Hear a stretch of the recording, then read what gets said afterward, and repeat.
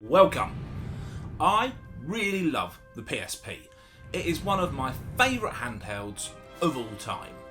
I'm not saying it's perfect, and I know it got decimated by the Nintendo DS, although it still sold 90 odd million units, which isn't bad. It did better than the Vita. The main criticism tends to be with only having one thumbstick, which isn't ideal. Yes, it was a strange design choice, but it works and you get used to it. I strongly encourage anybody who likes PlayStation 2 era games to look at the PSP. It was designed with the idea being a portable PlayStation 2, and it fulfills that promise more often than not. The main thing for it is the game library. It is stupendous. It's got one of the best game libraries on a handheld system, in my humble opinion, ever. And the vast majority of the games are quite cheap to pick up as well, which is always handy. There is, of course, just one question to ask. Which PSP should you get? Well, come with me for a stroll down Nostalgia Avenue, where we end up at PSP Street. I'll try and show you these in the order they were released, starting with the PSP 1000. If you want to know which model it is, you can either look at the serial number here, the three after it. I'm assuming it's a model or mark of the 1000, but the important part is there. If that serial number's missing for any reason at all, and you want to check that for which model you've got, if you just take off the back cover and the battery, it's right there for you. And that very rarely gets worn off. In fact, if that sticker's missing, it means somebody's opened up the console, so I'll probably avoid that one to buy. Aftermarket battery, we'll talk about the batteries after I've shown you the models. So the first thing you'll notice about the 1000 compared to the others, and it's probably easier to show you in profile, is that it's got this bulge out, I'm guessing to make it more ergonomic and comfortable to hold as you play. And I actually really like that, but all the others are flat. I'm assuming to make it more pocketable, or maybe it was cheaper to make it flat, but either way, it's the only one that's got that. It's also got a slightly larger battery capacity than the following models, but the other models run more efficiently, so it doesn't make any difference to run time. But this is a 1800 mAh, and the others are usually 1200. Looking at the front, only thing you'll really notice is you've got this textured part at the top on the case. The others are all smooth. And another nice little thing to let you know about, this thumbstick here, a lot of the PSP 1000s you see for sale, and they're missing this thumbstick. So they look like that. And you can sometimes get them cheaper because of that. If you can, do, because this little thumbstick here, I think it was $2.99 with free postage off eBay, and there's probably cheaper ones out there as well. And as you've just seen, you can just pull it off and push it back on. It's that easy, and it's perfect. All the others, you have to take the front case off to change the thumbstick. And truthfully, it's a nice thing to do anyway, because it's an older console. If it's got the original one, it could be a bit grubby. It's nice to change. You can actually tinker with all the PSP models apart from the PSP Street, which is the last one I'm going to show you. The front cover is really quite easy to take off. There's 3 screws under here, including one underneath the bottom sticker. Screw there, screw there, screw there, and that's it. So you can change the buttons, you can change the front case, which I actually did with this one. So when I bought this, I got it for about 20 quid because it was really badly scratched up. I bought from AliExpress, I think it was £7 or £8, a new front case. And as you can see, it looks almost new now. Another nice little thing to do to keep them going. Buttons on the bottom are mostly the same. Home button, obviously, you don't need me to tell you what buttons do what, apart from maybe these ones. That's to do with your sound, and this one here is the brightness. It adjusts the brightness. Now, I'm just going to turn it on and get to the start screen. I'm going to have to plug it in, because I didn't charge any of them in advance, apart from the one I'm playing, which is, again, we'll get to. Well, it's just getting a little bit of juice in it. Another thing I forgot to mention about the 1000, which is a little bit different. To open the disc tray, slide that over. And as you can see, any game in it, I was last playing Assassin's Creed by the look of it on this one, pops out. Put it back in, push it down, and there. All the others are just pull. Don't try and pull these because you will break the mechanism. And yes, you can replace it, but it's a horrible job to do. Really not nice, so you don't want to be doing that. It's much easier just to press the button. And remember, all the PSPs, of course, they have this port on the top. That's how you can plug it into a computer. I'll take that game out, because I've actually been looking for it for a while and I've just found it. So if we turn her on, I don't know how well the screen's going to show up through the camera, because I'm obviously simply just pointing the camera at it.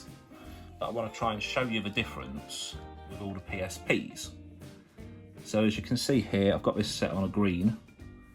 It looks quite washed out through the camera actually, and it's really quite clear here. So we'll mark that up as experiment failed. But it lets you see the interface. Again, they're all much of a muchness.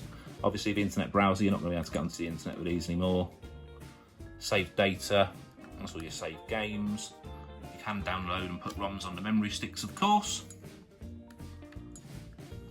Music, I don't think anybody really did that, but you can put music on it if you want. Same with photos and things. They're all very much of a muchness. One thing to be aware of, they do use a proprietary memory card, which I'm going to show you here. The good thing is they're not expensive to buy, and you can get third-party ones as well. So this has got an official Sony one in it, 32 megabyte, which seems like an incredibly small amount of memory, but you've got to remember, when this was launched in the mid-2000s, that was adequate. And I mean, most of us are only going to play 1 or 2 games at a time on these things, so it's plenty. Just pushes in, goes in the side. Job's a good one. Right, let's move on to the next model. So next up we have the PSP 2000. This was released in 2007, so 2 years after the PSP 1000. People really liked this because, apart from anything else, it featured an improved screen. As we've already established with the last one, I can't really show you the full screen quality to do a comparison the way I'm doing this, just pointing the camera at the thing. But just take my word for it, it does come with a better quality screen. You can make it a bit brighter as well, which is handy when you play outdoors. It's much lighter, you can really feel the difference in the hand. Buttons and everything are obviously all the same. Remember what I said about the thumbstick, this doesn't pull on and push off. You have to take the front case off, but it's easy to do. We flip it over. Obviously it's got some lovely finger marks on it. It does attract finger marks here, but it's just flat. That's the real difference. If I pull over the 1000, you can actually see there's quite a marked difference in how thick it is. So it does make it more pocketable. Disc tray, remember I said about having the switch with the other one? All the others are just pull out, push in. Everything else is much of a muchness. That's where your memory stick goes, charger ports, etc, etc. One thing I would say to look out with the 2000, scan lines. I've seen quite a lot of these for sales with scan lines on the screen. Now, obviously if they're only subtle, and not saying it would necessarily put you off using the console, however, it might bug you, and if you're the sort of person that bugs, just keep an eye out for it. I don't know why it necessarily develops the scan lines, and yes, you can replace screens, but again, that's not a fun job to do, and they're not the cheapest things to buy either, so it's not usually economically worth it. But they're a great little console.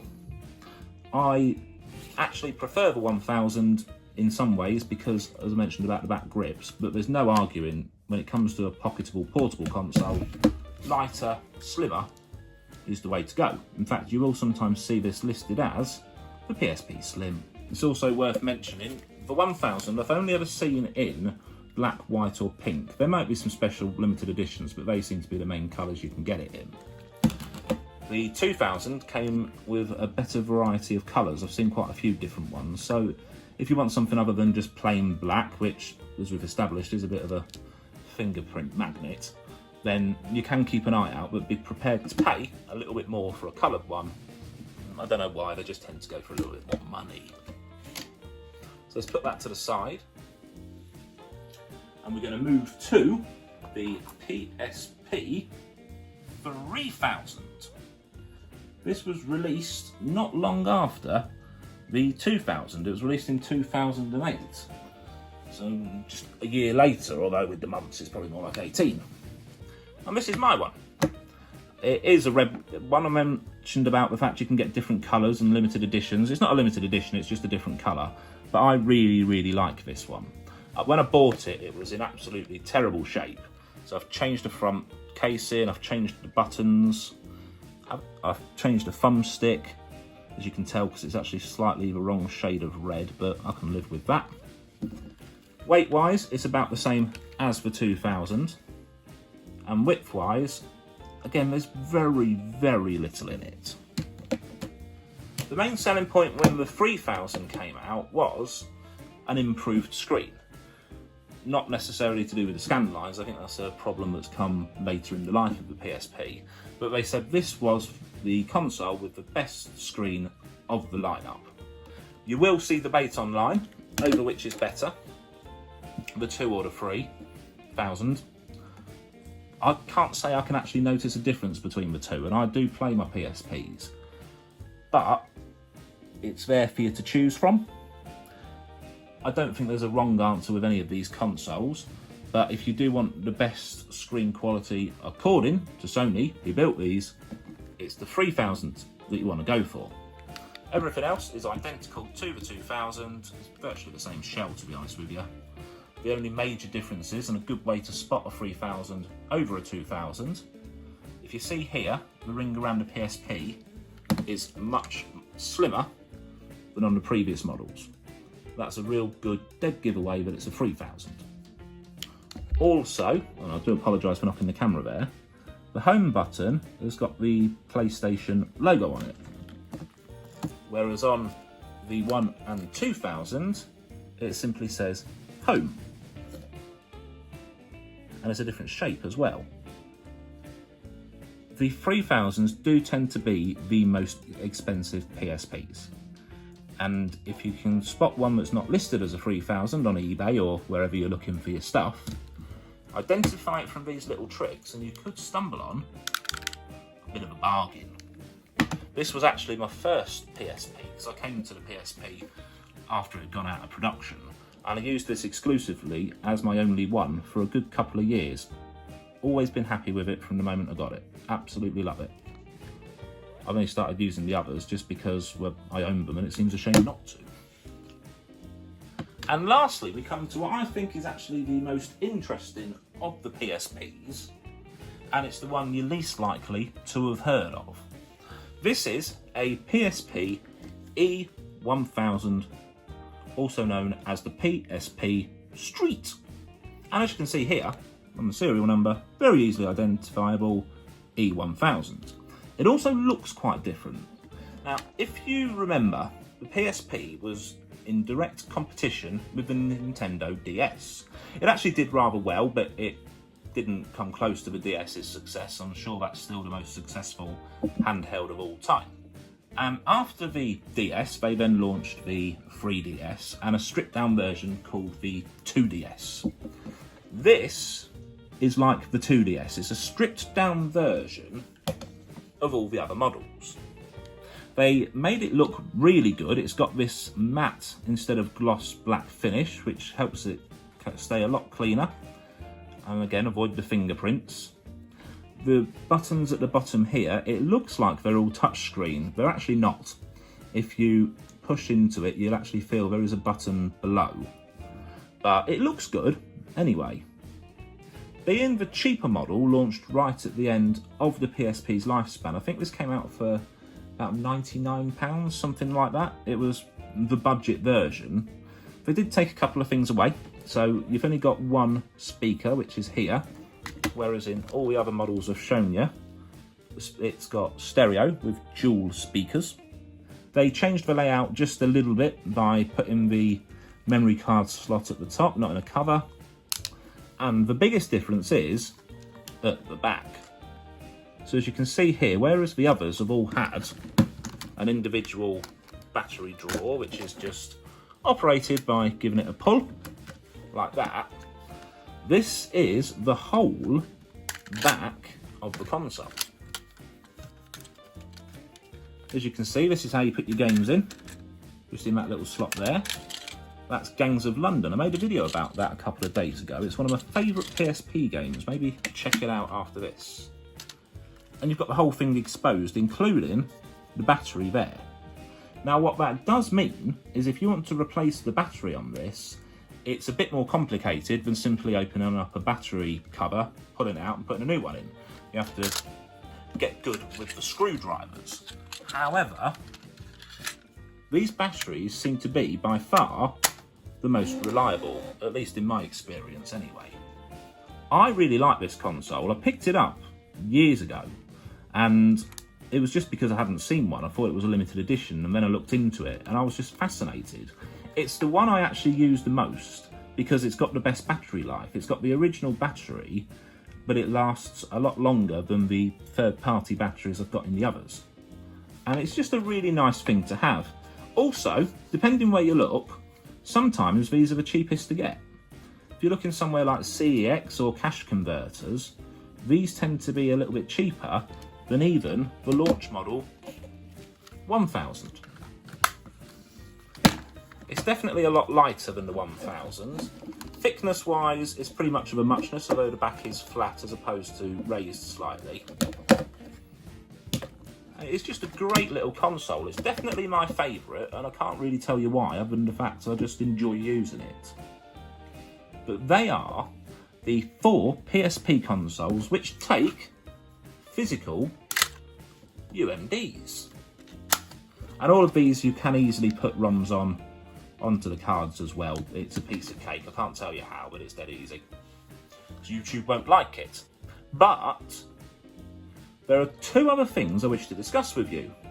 I want to talk about batteries very briefly, and I want to talk about one model of PSP which I don't own, for a very good reason. Let's cut to me. So there's a quick rundown of the physical models. As I said, I'm truly sorry I can't show you the difference between the screens. Just recording it the way I am, with the limitations of what I've got available to me, they all looked washed out and didn't look anywhere near as good as they are in real life. What I would say to you is, quite honestly, whichever model you go for, doesn't matter. They're all pretty good, as long as you get one that's in good working condition. Even if the screen is scratched or the buttons need replacing, it's dead easy to do. In fact, one of my first ever YouTube videos, nearly 2 years ago, maybe more than 2 years ago now, was showing you how to do it. It's dead simple. You literally just need a screwdriver. But I did of course say I wanted to touch on 2 other little topics. First of all, if you've got a PSP with the original Sony battery in it, check it and don't leave it in the console. As you may have noticed when I took the back off the PSP 1000, this is a third-party battery. It is not the original. The reason being, the original Sony batteries have a problem.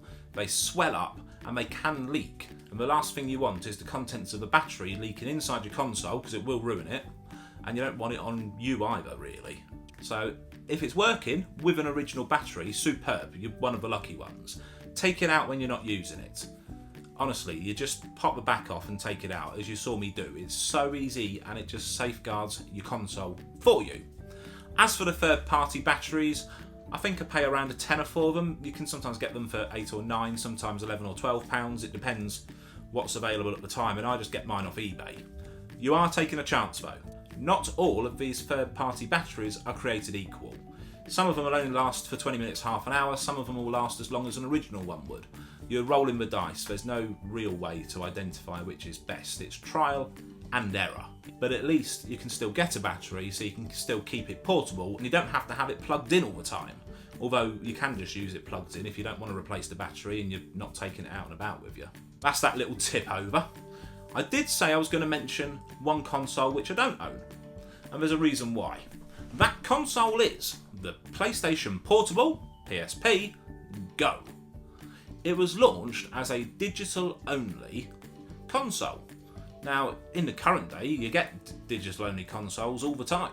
PlayStation 5, if you want one of the latest ones, you have to buy an additional disc drive for it.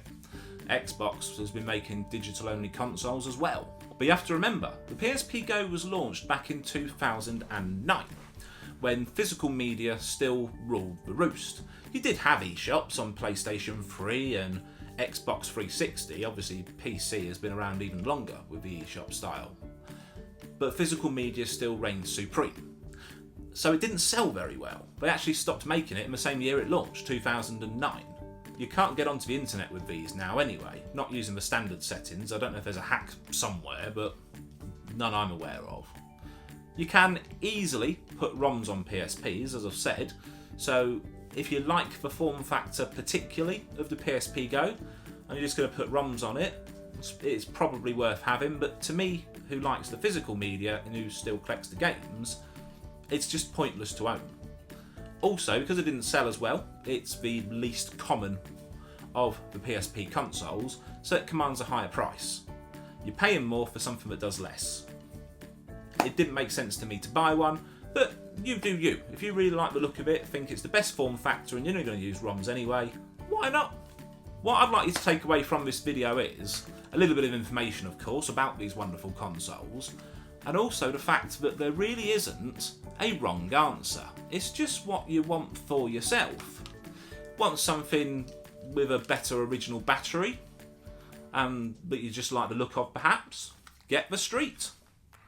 If you want what is reportedly the best screen, the 3000. It tends to be the most expensive after the PSP Go, of course, but it's worth it. It's a good console. It should last you for many, many years. The 2000, again, you can't go wrong. Just look out for scan lines if you're the sort of person that's going to bother. And I still like the original. And I still find the original one of the most comfortable to hold. Just get the PSP model that you want, or that you can get cheapest. It's a great little console, superb game library. I might make some more videos about the games. In the meantime, if you want to know about one of my favourite games on the PSP, which is a stealth spin-off sequel to The Getaway, you can click here, and I'm probably going to put other videos around in case that one doesn't tickle your fancy. Until next time, I'll see you soon. Ta-da for now.